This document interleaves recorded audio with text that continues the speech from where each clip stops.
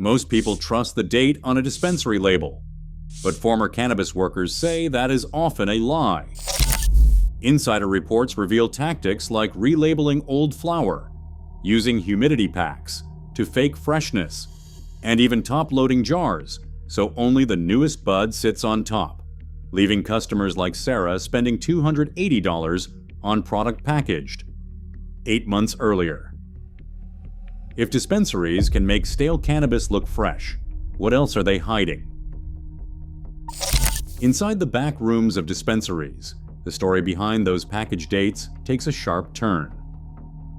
According to former inventory leaders, it is common practice to move unsold flower into new packaging with a fresh label, erasing any trace of its true age. One former employee from a major California chain described being told to always print new labels and never let old dates hit the shelf. Internal memos leaked from staff chat logs show step-by-step instructions for relabeling product, sometimes up to 3 times before it is finally sold. The official reason is avoiding the paperwork and cost of reporting expired inventory, which state regulations say must be destroyed. But the real outcome is that cannabis tested and packaged months earlier is sold as if it is brand new. Warning: the loophole exists because most states only require a single lab test at the time of first packaging. After that, there is no retesting, even if the product is repackaged or relabeled. Track and trace systems like Metric are supposed to follow every jar, but former compliance officers admit the trail goes cold once it hits the store. Insider reports reveal that as long as the label looks fresh, nobody is checking how many times it has been repackaged or how old the flower inside really is. The limit is supposed to be 3 times, but documentation shows some shops push even further.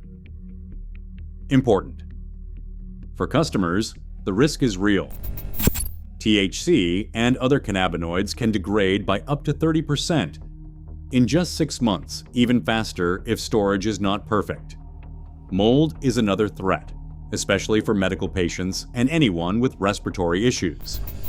Yet, with a new date on the label, there is almost no way to know. As one former manager said, if you are trusting the sticker, you are playing roulette with your health and your money. Pay attention. Humidity packs like those little Boveda packets marked 62% are supposed to preserve freshness. But according to former inventory managers, they are often used to bring old, dried-out cannabis back to life just long enough to sell. One ex-manager from Michigan described getting a shipment of humidity packs every month, with instructions to drop them into jars that had sat for more than 3 months. The science is simple. A humidity pack can raise the relative humidity inside a jar from about 55% up to 62% in less than 2 days. The flower feels sticky again, looks plumper, and smells stronger.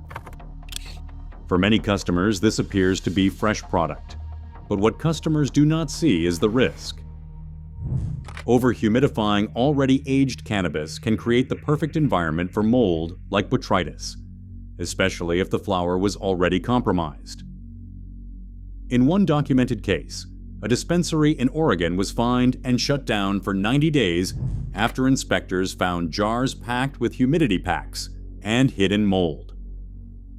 Former managers have explained that increased moisture can reactivate spores and led to contamination that is not visible on the surface. This is a hidden risk that connects to a larger pattern of deception and consumer harm. It does not stop with moisture tricks. Another common move is top loading, putting a handful of the freshest buds right on top of old, brittle flower in the display jar. Budtenders are told to scoop from the top when customers ask to see or smell a strain. According to insider reports, this is standard procedure in busy shops with slow-moving inventory.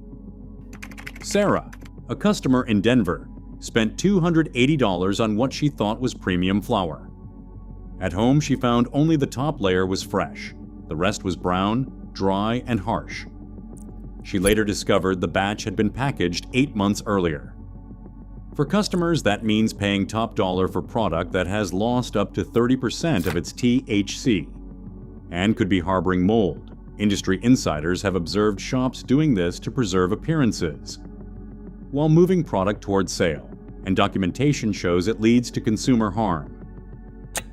Before I reveal the next tactic, one that uses pure optical illusion, please subscribe and let me know in the comments what the worst experience you have ever had at a dispensary was.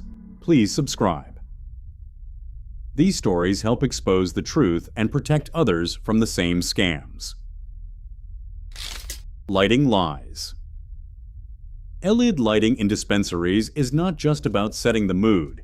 It is a tool for shaping what customers see and what they miss.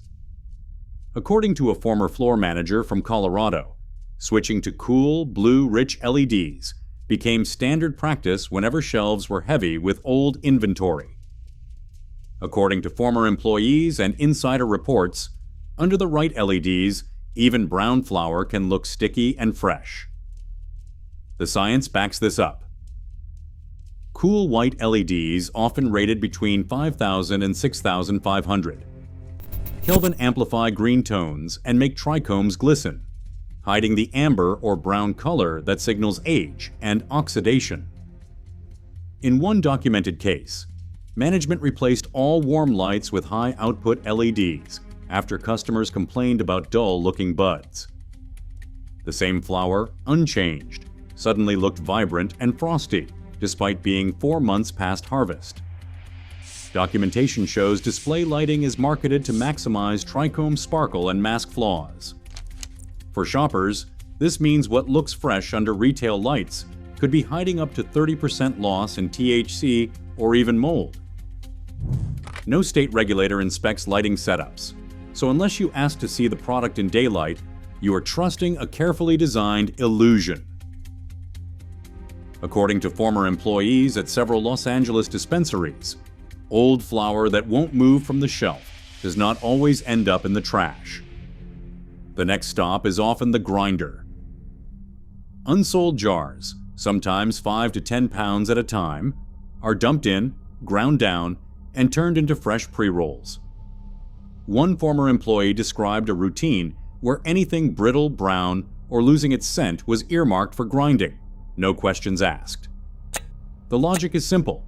Once the flower is shredded and rolled, there is no way for customers to spot age, dryness, or mold. In one documented case, a California shop was shut down after an audit revealed every pre-roll on the menu came from product months beyond its best buy date. Lab analyses from independent testers show ground cannabis can lose up to 50% of its original THCA content, meaning the joints are far weaker than advertised. For medical patients and heavy users, that is not just a rip-off, it is a health risk, especially if mold spores survive the process. This tactic hides the truth in plain sight, making it nearly impossible for buyers to know what they are really getting. Weekend mornings in some dispensaries start with a routine staff call called spray day. According to former employees, that means pulling out bottles of terpene mist, usually labeled with names like lemon haze or pine blast, and applying them to jars with weak, faded flower. The goal is simple: cover up the musty scent of aging cannabis and replace it with the sharp, pungent aroma customers expect from fresh bud. Internal shift logs from a Michigan shop show spray sessions scheduled every Friday and Saturday, just before the busiest sales periods. Workers were instructed to go heavy on anything that did not pass the sniff test. Most terpene sprays use a propylene glycol base, a chemical considered safe in food, but its effects when inhaled, especially after burning, are not well studied. Some staff reported developing coughs or throat irritation after repeated exposure to the mist. One former Budtender described headaches and a raw throat after every spray shift. For customers, the risk is invisible. The flower smells strong, but the freshness is only skin deep. Industry chemists warn that heating sprayed terpenes can create byproducts no one has tested for safety. Stick around, because tactic number 7 goes even further, and this time it is not just your nose at risk. Logs don't always tell the truth. According to former inventory staff, it is common for dispensaries to edit digital records, erasing any trace that a returned product ever left the shelf. One insider described seeing jars come back from customers, only to be quietly relabeled and put right back on display. Randy, a medical patient from Oklahoma, never suspected anything was wrong. 2 weeks after buying what he thought was fresh flower, he landed in the hospital with aspergillosis, a lung infection caused by mold. Later, state investigators traced the batch to a pile of returned product that had been cycled through inventory again. The only change was on paper. The risk to Randy was real. For vulnerable patients, this kind of deception isn't just dishonest. It can be dangerous. Walk-in refrigerators are not just for storage. They are a compliance department secret weapon. According to a former compliance staffer, dispensaries routinely move flower into cold, dry rooms right before state inspections. Within a day, the effect is striking. Buds look firmer, trichomes seem clearer, and any surface mold stops spreading. Inspectors, who only visit about once a year in most states, check the cooled inventory and rarely ask for long-term storage logs. Once the inspection wraps, product returns to regular shelves, where humidity and temperature swing back to normal. This trick exploits a gap in oversight, making old cannabis appear pristine just long enough to pass official checks. Shake is not just leftovers. It is often a dumping ground for trimmings and crumbs that have sat for months. According to former employees, some premium blend shake is swept together from jars up to 8 months old, then sold for top dollar. One customer paid $180 for a bag so dry it turned to dust. Laboratory tests reveal shake carries a higher load of dust and mold spores than whole flower, putting anyone, especially medical users, at risk. This everyday scam hides stale, degraded cannabis behind a fancy label, draining wallets and exposing buyers to unseen dangers. Today, in a market worth over $33 billion and still lacking federal oversight, vigilance is your best defense. Until transparency becomes law, the burden of trust falls on every consumer.